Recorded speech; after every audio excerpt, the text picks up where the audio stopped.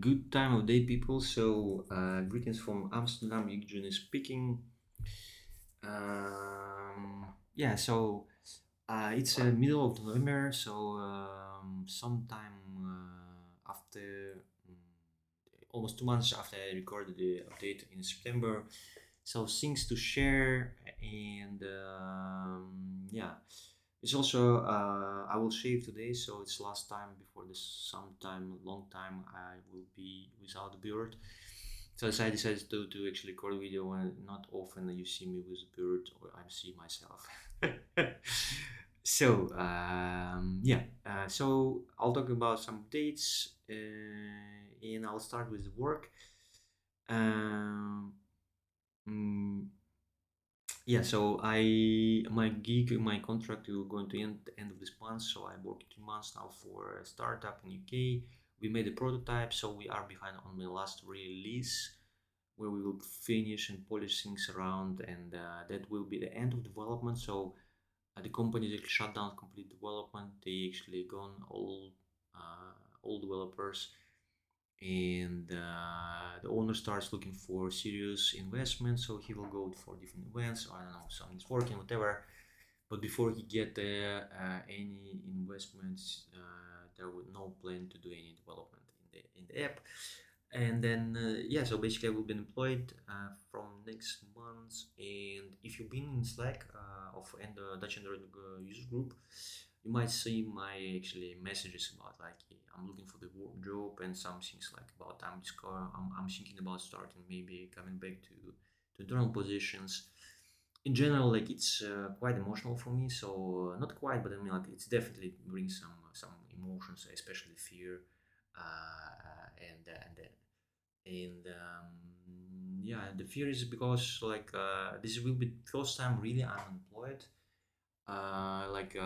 Since I started my career a long time ago, kind of I'm quite oldish. I was actually never been completely unemployed. So I even in some breaks I knew that it is break between just work with between just projects, and I'm going to start soon something else. But this time actually this is like complete news. I will be employed. Additionally, my wife is also finishing. She got a new about that her position is going to be shut down, and she will be also unemployed. And that makes a bit of pressure also, because she really kind of um, rely on me. So and then she's a bit also nervous about the time I'm going to be unemployed. Without the final, so without kind of knowing that something going further. Anyway, so as you see already, like I'm not really like negative. I'm a bit positive about this. I really want to actually step and try and this and explore what will bring, and maybe something will be coming out from this. But same time also kind of a bit I mean, like, there is kind of story in my mind. So you heard the story about my first unemployment and so on. I'm looking also carefully if it's not actually brain mind game, trying to cover my fear in some nice story, whatever. So I'll keep you updated. So also a really nice, interesting exploration myself, and um, yeah, it would be nice to actually to to to to later to actually have some kind of retro myself, and thought about what's happened. Yeah, this is about the work. Oh yeah, maybe last one. So if you're watching this one and you know that your company is hiring, or you know someone is hiring, and especially if it's freelance position, contract position, drop a line. But yeah, okay, enough advertisement, enough actually in this video. So let's talk more further. So next update is about sport. I told you last time that I'm planning to run marathon. I did it. So middle of October I run Amsterdam Marathon, and time was actually pretty accurate what I planned. So I finished in 4 hours, 30 minutes, 4.5 hours, which is which is of course not like something significant, but I'm really proud about this project. It's really my personal project. So I planned. I in the beginning I was like looking for maybe some assistance, but then it didn't work well. And it was hard to find someone, so I said, okay, let's do it. Like I cannot find something, then I do this myself. So it's not really rocket science as well. So a lot of materials, how to do things, and so on. So I studied like how should I train, what kind of schedule I should do, what kind of distances should be in the schedule. Um, Additionally, I look into like what should be my nutrition. So I mean, like when you run a lot or you're doing a lot of exercise, of course you have to recover, and that requires some extra proteins and other stuff. So and this time actually um, I I switched back to eating dairy products, so I'm not a complete vegan for quite time already. Um, but yeah, my dream is still being complete vegan. We'll see how it works. Um, and yeah, planned, and then I did the preparation, and I talked with some people, and then I bought some sock. I have mostly things like running shoes and t-shirt, whatever. So I just bought a couple of gels yeah, to eat them during the run, and I bought extra the special leash on the shoes, so they actually not untied. So I just put it, and then they always tight. And what else? Oh yeah, the number, like a belt with a number. So and that's what I saw. So I'm proud about this one, but same time, like as I said, it's not rocket science. Yeah, it was requiring for me some effort, some actually dedication, and I'm proud about it. I actually did it. So like consistently doing this one, coming to the goal. But I also met a lot of people on the marathon, so with different conditions, with some extra weight, and with some age out, and some people were actually wearing extra weight, like special tools to actually make them heavier. Uh, they probably like professional fighters or professional soldiers. Um, and it looks like running a marathon is quite a lot. And I mean, like I saw people in different conditions, so and it looks like running a marathon mostly is actually mind work. So yeah, of course you might like damage you, we might injure you, you might be kind of suffering after some of this a long time, but still like people were finishing this. I'm not in my area around myself. Yeah, in the group I'm running, I was moving between groups sometimes, and I never saw people with I don't remember people running easy whatever. So I think the last like 5, 10, 7 kilometers, everyone was suffering and fighting with pain or with something else, pushing himself herself. Yeah, but yeah, I think most of people finish it. I mean, like I saw once like a lady was laid down, and she was covered with the blanket to actually keep her warm, and then medic people coming, and then I saw people also like limping and other things. So luckily I was afraid that I will also, I know like I had some small injury before, like a week before the run. I was afraid that this will affect me or will actually make it worse or whatever. And somewhere like after 20, 21 kilometer actually felt the feeling about that I might, I don't know, like it's close by, but then I actually kind of a bit rearranged my movement, so I put more weight on a different leg, which was probably also not good. So I'm actually my injured another leg, but it was actually a good strategy. So I actually finished it without any injuries, without any kind of really pain. Yes, my legs after were like 2 sticks. I was walking 2 days after, like completely damaged, completely, like I was not able to go down by stairs. But that was mostly muscles. So muscles was recurring, and this, of course, yeah, I put a lot of put a lot of on them. Yeah. Anyway, so I should probably record a video about like running. We should find would be my last marathon. I mean, like I said, I mean, like I don't see much actually, really say need to run a second marathon. So definitely, like I mean, like it was interesting to can I do this and but I don't feel like ooh, it's something significant, or I don't feel it um like I need more or whatever. I think I will do one more maybe next year. So I want to actually train now together with some assistants. So definitely find some coach or some experienced guys who will help me with actually setting up better schedule, and probably also not probably but also with actually like weight training in between, and maybe also like a proper better nutrition and so on. So I actually want to try and see if this will make me running much easier, or actually more prepared. So basically, I'll finish marathon, for example, same time or better, probably better, but also not like killing my legs completely. Just like another experience, so interesting will be to see. But I think that would be maybe a second one. So I don't feel like I want to run one more marathon, or I don't know.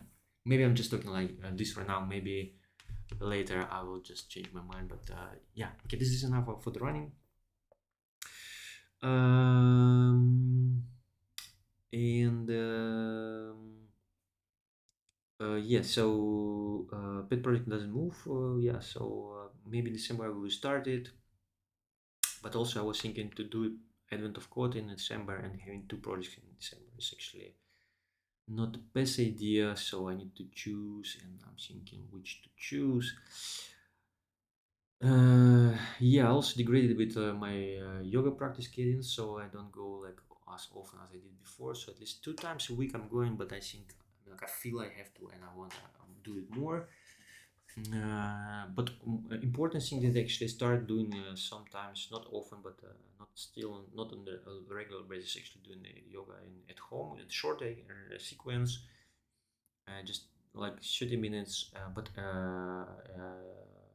every morning. So not like I'm not doing this already every morning, but I really want to do it every morning. Because this is really good help for my mobility, flexibility.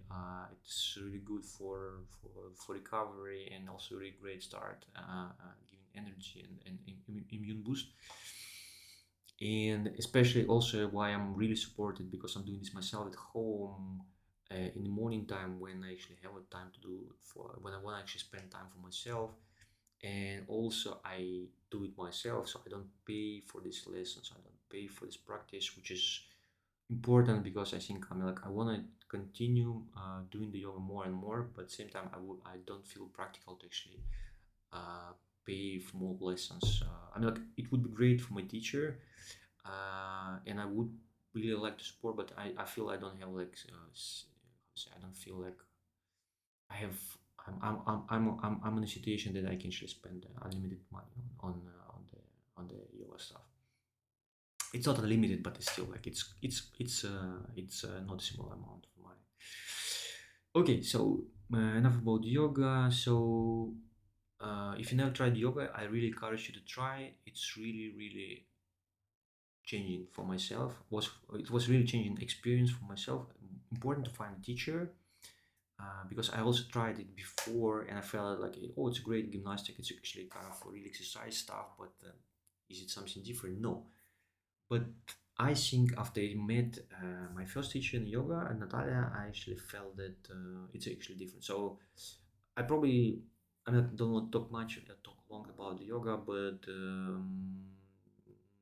it's really beneficial, not only in terms of developing your body, but also it's actually being your back effect. So like because you're doing some movements which you cannot do or you were not doing before, some muscles involved, it's actually also stimulating your brain, and it's actually also activating some things, and you can start noticing like different things about your body.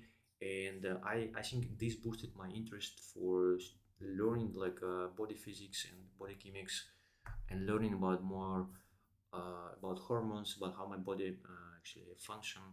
And I think this is really important knowledge everyone should know, should teach and find out how we are functional as animals, really complex organisms, but still like there are some laws, some things which we already know from the science. And yoga found that before some things before.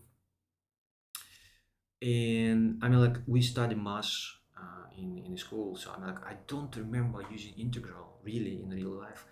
But I would say if I would study instead, I mean, like I would still study integral, definitely so. But I would also really like to study like nervous system and patient active nervous system and hormones and muscle mechanics and things, because this is like really say real knowledge you can use every day every time. So maybe some schools teaching it, so maybe I was in a bad school, maybe I didn't like it, I was more focusing on math and not maybe my biology lessons was having this, but I don't really remember it. Okay, enough. So touching the last hobby, which I don't have much, so yoga, running, and now sailing, so three. um, yeah, I don't remember if I recorded video before I did the sale in September or after. Let's pretend I did it before. So yes, in September I did a sale as skipper. So we rented a boat with my wife and friends, and it was really important for me experience to be a skipper, to be responsible, giving some instructions to the crew, parking the board, going out, setting the sail, and the weather was actually not really windy, so it was a lot of sun. It was enjoyable, super enjoyable, but same time it was not bringing much complexity, or not bringing much kind of yeah, for sailing stuff. So I think it was perfect for beginner as me. So even in these perfect singing conditions, I actually running around. And funny thing is that I was panicking a lot. My wife said like, "Hey, you're panicking. What's happening?" And this actually turned myself back. So, hey, actually, I'm a skipper. So what I'm doing? So let's think about what can I do right now. And slowly, I was like motoring back and forth and putting like steering on a port board, so on a left board, and we so I think that the ground was like this, so we kind of came back close to the shore, and I stuck, and then when I started motoring and putting like turning the boat and on further from the shore, it's actually take out, and actually we sailed. So it was an interesting experience. And my first skippering without any help, I was actually run aground and I was able to actually get out. Of course, even in light conditions, whatever. And nice thing was actually also like my wife discovering my emotions and how dealing with it, and important actually was also important some stuff after. So because like I was not sure like should I report this to charter company about it running around, because it was really tempting to actually not to hide it. And then I actually wrote a message to my teacher saying like, hey, what's the right thing to do in this situation, to report or I just and then even without his reply, I was actually remembering what he was saying, that actually the salesmanship is actually all about attitude, all about like honesty, taking responsibility, helping each other, um, and And then, hey, what are you doing? What I came to myself like, hey, what are you doing? So actually trying to hide things which actually damage might be have a damage for the company, and if this damage would not be found, like yeah, someone else will actually probably take care about take responsibility of this one. So I wrote back without the getting answer yet. I wrote back to the company saying like, hey, around the ground, like it was light, but if there are any damage, let me know if I need to cover something. And then later, my teacher confirmed also that it was actually a correct way of doing things, because this is really like putting in danger people who will actually rent this boat later, and they may have actually problems in the sea, which might lead to some severe conditions. Anyway, important was to notice also later after the like after this I did it, I actually was also felt I felt also kind of guilt that I had this thought about hiding this fact. I was really like, how could I even thought about this one? But yeah, it was also interesting to explore this and actually think what's going on and where from it comes. But yeah, so this is about my sail in our sail in September, and then I just came back from a week, about more than a week in Greece, and there I was actually sailing in Aegean Sea as a crew member. So I was not actually skipper, but I was just like helping with the sail, with the ropes, with the sheets, anchoring and steering, of course. And I would say I would probably also want at least a couple of hours, maybe at least some bits of actually having responsibility as a skipper, but it was mostly probably not possible because this is a boat. So the skipper actually owns the boat, so and he was a bit nervous about it. They're also not super experienced sailors, so they sail just for 1 year and a half. They live on this boat now, but still, like they really nervous about going out, going in, and there was some rough conditions, so sometimes the wind was quite strong, but not really strong. So there was a couple of small storms which we actually waited in the protected area behind the wave wall, but still. Anyway, so even as a competent crew of a sailing as crew, I was watching a lot what he's doing, and what can I do differently, what I do, what I can adopt. It was nice and interesting and rewarding. And additionally, also across all my things I wanted to cover in this sail. I want to sail that area, so because I've been there in this island on islands sometimes as a tourist, and so I knew that area kind of. But at the same time, I really want to be try to sail there, and also be on the board on the marina. So like actually check like what kind of infrastructure is there, like how is usually you actually dealing with the rent in the place, how do you talk with about anchoring and other stuff, so with harbor masters. And additionally I wanted to do anchoring stay, so because in Netherlands we have so nice infrastructure, so usually like you stay in some you usually in kind of hardly anchoring, at least it's my kind of experience and my thought. But yeah, actually in that place actually majority of stays actually on an anchor, so I really want to try anchoring, and we did it. And one more thing which I wanted to also try that time is actually sailing at night.